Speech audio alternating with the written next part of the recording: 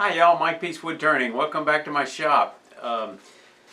Today we're going to rough out a box from a wood called Palo Santo. It was given to me by my good friend Emiliano Archibald. I brought it from his native country, Argentina, and then it went to Maui. From Maui it made a trip back over here to Atlanta. It grows in a certain part of Argentina and Paraguay. It's just a beautiful wood, extremely dense. It has, sapwood is kind of a creamy color, and the heartwood goes from green to brown. The specific gravity of this is close to is just under 1.0 to over 1.0, so it may not float when it's green. Now there's another wood that goes by the same, it shares the same name, Palo Santo, that is a different species. This one, the scientific name is Bullnesia sarmientoi. I'll have that on the screen. It's exploited from the wild for its timber and essential oil, and the essential oil is distilled from the wood. It's got a soft rose-like scent known as Guaiac, I think that's how you pronounce it, Guaiac oil. It's used in perfumery, making soap, etc. It's said to conceal the harsh notes of some synthetic aromatics. The wood's very dense, very hard, very resistant, pleasantly scented with a fine and homogeneous texture. Has crystals of calcium oxalate and resin among its fibers, and it's extremely durable even when exposed. It's used for items that require great resistance to abrasion, such as bushings and vessel helices. I guess that means propellers. It's also used much for lathe work. And that's what we're doing with it today. We're going to rough this out into a box. It's only a endangered species. I'll never see another piece of this wood again, so I want to be very careful that I make the best use of it. So let's look at a challenge of exactly how we can analyze it to get the best out of this piece of wood. Now it's about 2 3/4 inches in diameter, and it's about 5 inches long, but unfortunately when I got to examining it very carefully, it's had a small hole drilled on each side for centers, and so I've got to mark that because that reduces the each end by at least 1/4 inch. Probably not a big problem, because what we're going to wind up doing, it came to me round with a chuck tenon on it, so we're going to use a chuck tenon, so we really won't lose that on that end. Although if it hadn't been there, I would probably put this on threaded glue blocks. This end, same thing. I've got a even longer hole in it. I think it's close to 3/8. And we'll put a chucking on that end. As I examined this, I looked at it very carefully to figure out, do I need to make a taller box, or can I get the best use out of it as 2 smaller boxes? And this is the kind of shape I like. So I evaluated very carefully and decided I think I can get 2 boxes out of this, and I'd rather do that than 1 large box and a large scrap that I'm not sure I'll know what to do with. I want to share an important tip with you before we get started, and that is, once you've got the basic competency of turning, in that you can reliably predict that you're going to successfully get through a turning project and not just have it turn into a complete disaster, my suggestion is use the best wood that you have. Don't keep saving it. Don't put it on the shelf and say, well, that's so nice, I'm going to get to it later. Use the best piece of wood you got for the next project. I'm 75 years old. I'm not getting any younger, and I certainly don't want any nice pieces of wood I've got being in my estate sale if I passed it up for some lesser quality wood. And I'll ask my brother Mike. Mike, would you agree to that?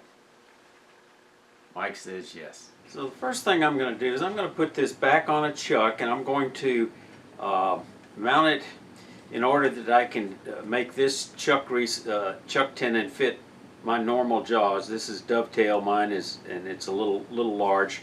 This one doesn't have a chuck on it, but I'm going to go ahead and do that. So we're going to start. I'm using a steb center with a spring point, so it'll fit in that hole. I'm going to bring up my tailstock with with the cone live center that will fit in that hole, so it will run very true.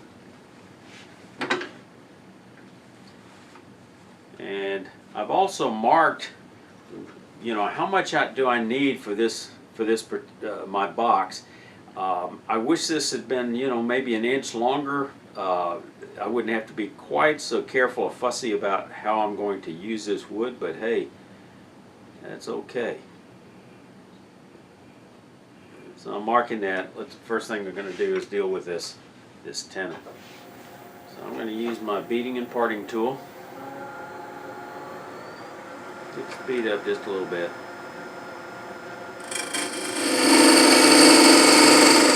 Gauge to make sure I'm getting pretty close, and I think that will be fine. Maybe bring it back just a little bit, maybe another 1/16 of an inch.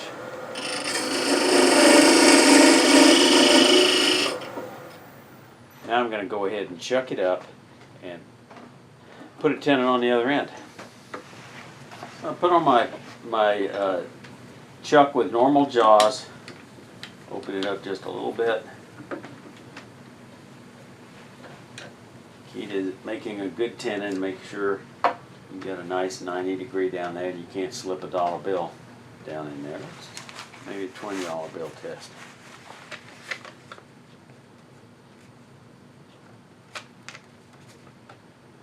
Nope. Nope. So that's the key, is there's no gap there, so there'll be no vibration. First thing I think I'm going to do is work on this end. I'm going to put a tenon on here so I can mount this for the next bolt blank. And it's a little bit uneven, so let me get rid of some of that, screw it up.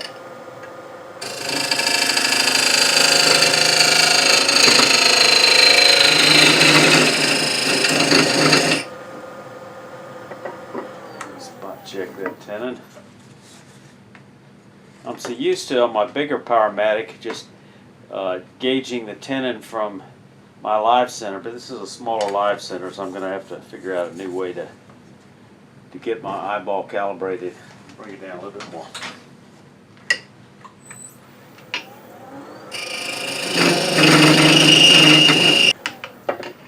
So now I've got that blank ready to get chucked up next. Next thing I want to do is I want to take a separate these two box blanks. I'm going to use the thin parting tool.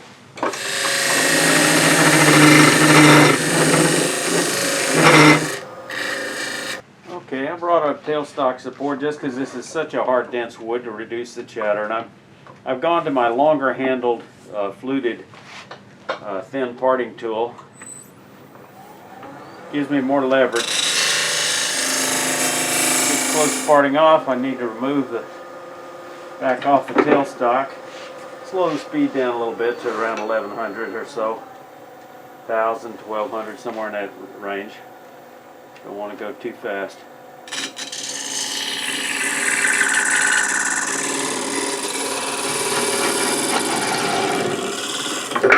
And there we go.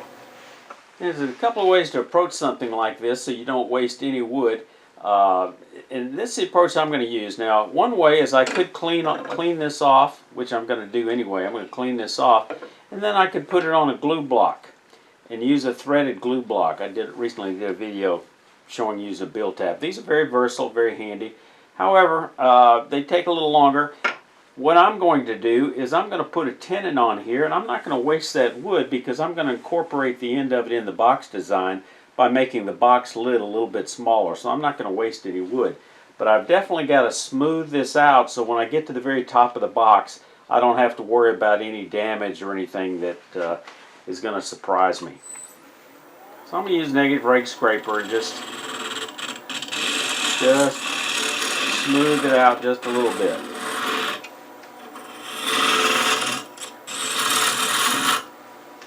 So now that I've got this smoothed off a little bit, don't have to worry about any damage on the end. I'm going to add a tenon. This is going to be the lid. This is going to be the base.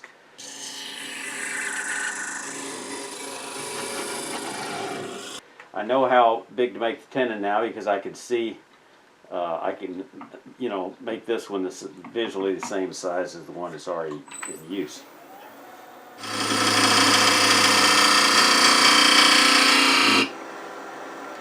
Now, your beating and parting tool, or your parting tool, you need to sharpen it on all four sides, because I'm actually using this as a cutting edge. Now, I don't have to worry about cleaning up this end because I've measured it, and I know that if I make the box to the edge right here and recess it slightly, I'm going to clear up that damage, so I'm not going to bother because I've got a tenon on that end. Now, in terms of proportion, I've looked at several of my boxes and measured them. The lid is somewhere around a third, maybe a little bit larger than a third. So I'm going to, I measured from this bottom of this blank to the end of the tenon, and it comes out just about 60 millimeters. So I'm going to make the lid of the box approximately 20 millimeter. And then that's going to make it a little bit more than a third because a part of the bottom is going to be actually used for the tenon on the base. This is going to be the bottom of the box, so I like to hollow that first. That's just a good procedure because that's the first part I'm going to turn. So let me go ahead and rechuck this. So then when I part it off, I'll be ready to hollow out the lid.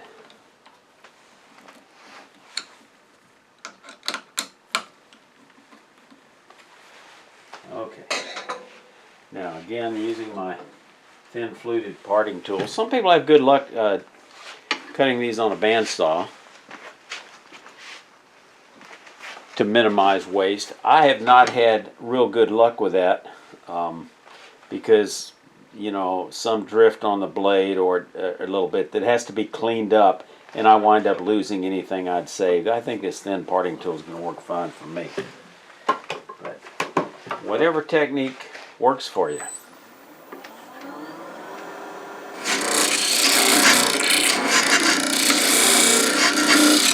Let me slow this down a little bit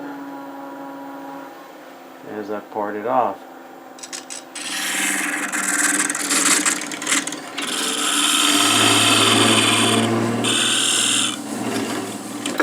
And there we go. Okay. Now let's hollow out the lid.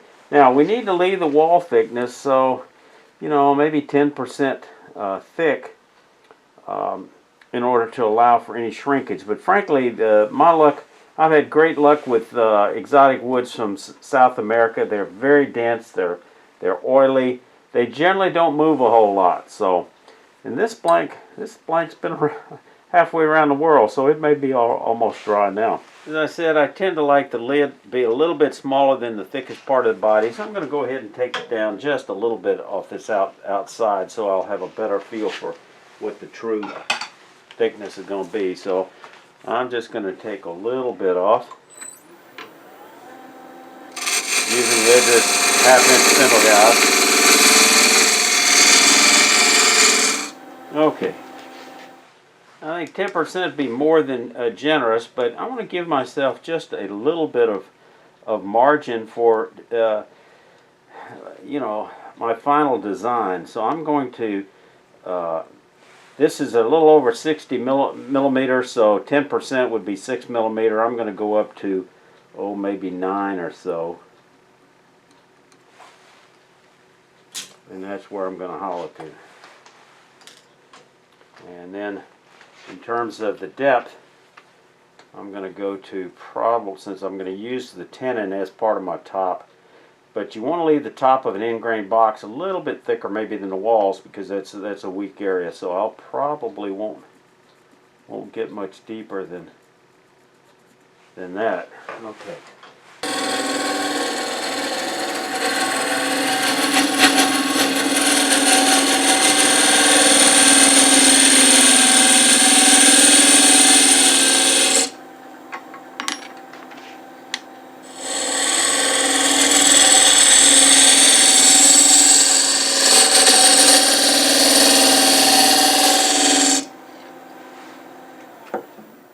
I think that's probably close enough for me to quit futzing with it in terms of rough turning.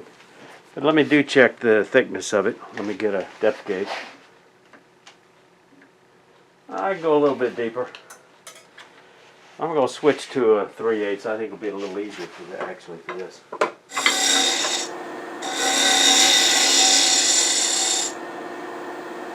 Okay. That'll be fine for what I'm trying to accomplish right now. Let's take this off and set it aside. We'll get to press it in the middle, tighten it down, tighten it down. Okay. Now, the biggest challenge here is I want to make sure that I've got this size properly for the tenon. So I think what I need to do is probably get a set of calipers. Keeping this end touching, this end not touching, and you want to try to get that circle lined up. I'm going to slow the speed down a little bit. This is something, you know, be cautious with it, but it's a trick worth learning if you don't feel comfortable. It took me a while to get comfortable with it. And that's pretty much on the money. Okay. Now let me make sure. Measure twice, cut once, as they say. I just want to make sure that that's going to be, what I've got to remember is that's going to be the outside of the tenon. So I've got to leave room to make the tenon a little bit smaller than that. So I'm going to mark out the part to be hollowed right about there. And that'll give me, and I'm going to go ahead and take this tenon down. That's the part I'm most concerned about movement on. So I'm going to go ahead and get my beating and parting tool, and we'll take it down to the size tenon that's going to be in the box for threading, and it's going to be just about a little over 8 millimeters. So, whoa! I got to get in the habit of locking down this banjo. I'm only going to take half at a time. This is such dense wood.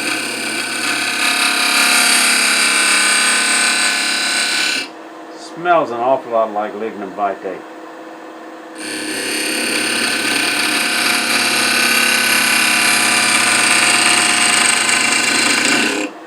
Okay. Normally I wouldn't do this, but in this case I'm going to go ahead and it'll speed up the drying process a little bit. So I'm going to, I can't hollow any deeper than that. It's going to be a pretty shallow box. Now I know how. I'm going to go ahead and drill a depth hole. I think it'll make this just a little bit easier. To do that, I need to make a little divot. Corner my beating and parting tool just because it's convenient. That'll make it easy.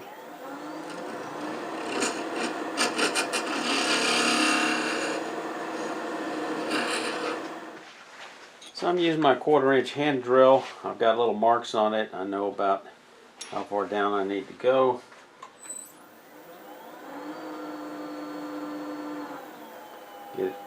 Don't need to be in a big hurry on drilling, so it's just under 1,000.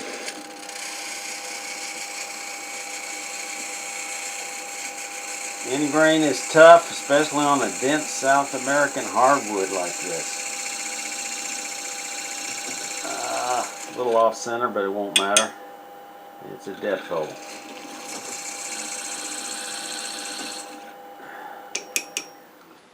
So that hole's only going to be a couple inches deep. I think I'm going to reach for my 3/8 inch spindle gouge, and I've got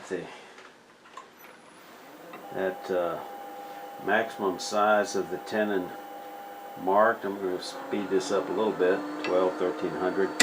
Just ease it there, and around.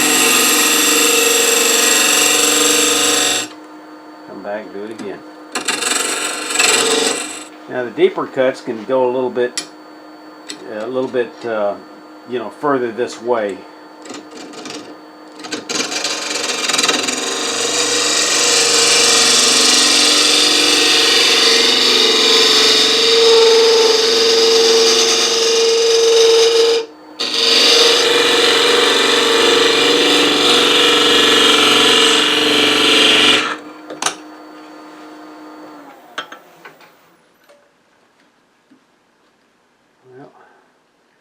missing the bottom of that hole, so hope I'm not going too deep. Try to get in the middle of that hole. A little divot in the middle.